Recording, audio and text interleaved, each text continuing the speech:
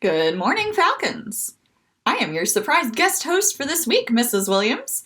My news crew was super hard at work this week getting all those grades in order for the quarter, which was last Friday the 11th.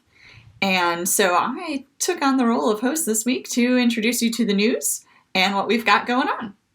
First of all, it was the Great North Run this past Saturday, so we've got some great segments highlighting all of the wonderful Falcons who came out to support our schools in the township. Due to all of the Falcons who have signed up, our school will get the $500 bonus that comes straight back to you guys in the classroom and our teachers. Last week, we also had International Women's Day, so we've got some segments here to talk a little bit about what that means. And also this week, we have St. Patrick's Day, which is one of those holidays that comes up and you might wonder, where did it come from? So stick around, stay tuned. We've got some great stuff for you this morning. Okay. 5, 4, 3, 2, 1.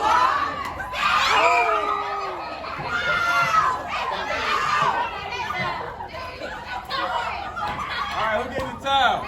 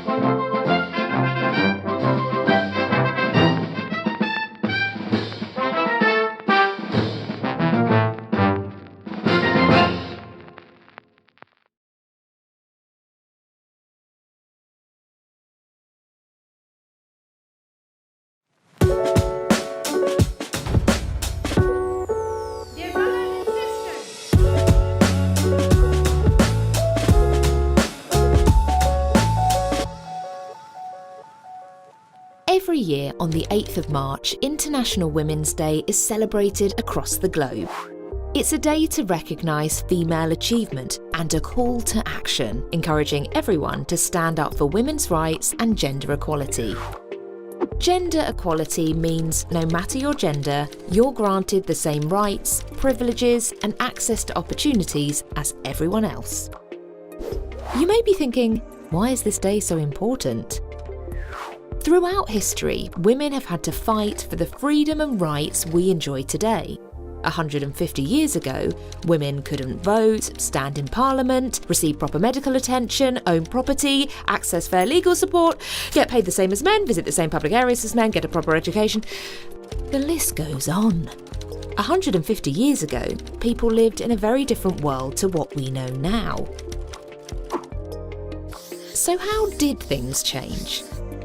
Someone didn't snap their fingers and then bam, women had all the rights. Change occurred gradually through the tireless efforts of brave women and men fighting together for what is right. So what does gender equality look like today? We are fortunate to live in a time and place where incredible opportunities are in abundance. Everyone can get an education, access healthcare, get a job and speak their minds. However, we still have some work to do before we reach equality for all. One way that gender inequality plays out in our everyday life is through stereotypes. A stereotype is a generalised opinion of a person or group of people. Ever heard someone say something like, "You throw like a girl," or "Boys don't cry"?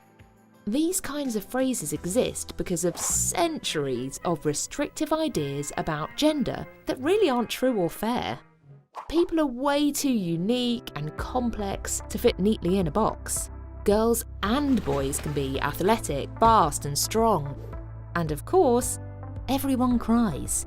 It's normal and healthy to express your feelings and to be vulnerable. Stereotypes can be really damaging and can prevent you from being yourself and reaching your potential. Today, women are still the minority in Parliament. Leadership roles and career fields like science and engineering, as well as making less money than men on average. So, this International Women's Day, think about what you could do to help in the fight for equality. Everyone benefits when we are all treated equally. Why not celebrate the amazing achievements of women you admire? Especially now you know just what it took to get there. One day, we won't need this day. We won't need a day to celebrate how far we've come. We won't need a day to prove we're just as fast or strong or skilled. We won't need a day to relive the comebacks, the firsts, or the titles we've won. We won't need a day to rally behind the ones fighting to change the rules. One day, we won't need this day at all, because one day, this day, will be our everyday.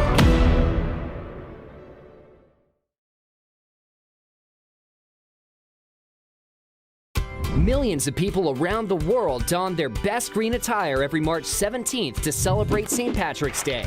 But there is a lot we bet you didn't know about Ireland's patron saint. To start with, St. Patrick wasn't even Irish.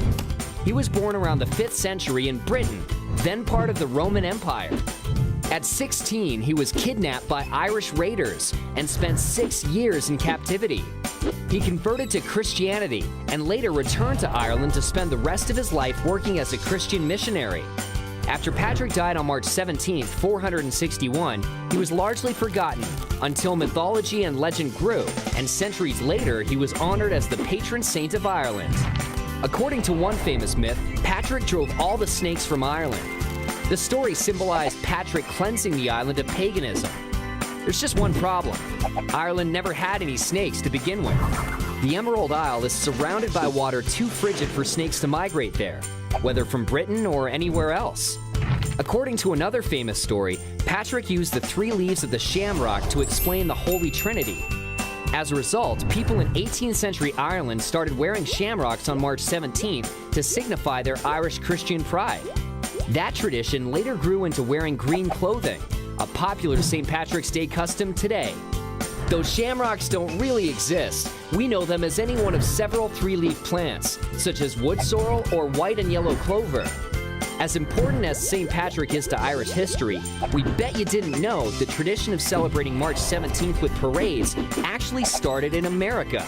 The parade tradition really took off after the Great Potato Famine hit Ireland in the 1840s, sending hundreds of thousands of Irish immigrants pouring into New York, Boston, and other American cities. The first record of a St. Patrick's Day parade in New York dates to 1762, when a group of Irish soldiers serving with the British marched a few blocks to a tavern in Lower Manhattan. Today, it's the largest and longest St. Patrick's Day parade, boasting close to 200,000 participants and nearly 3 million spectators each year.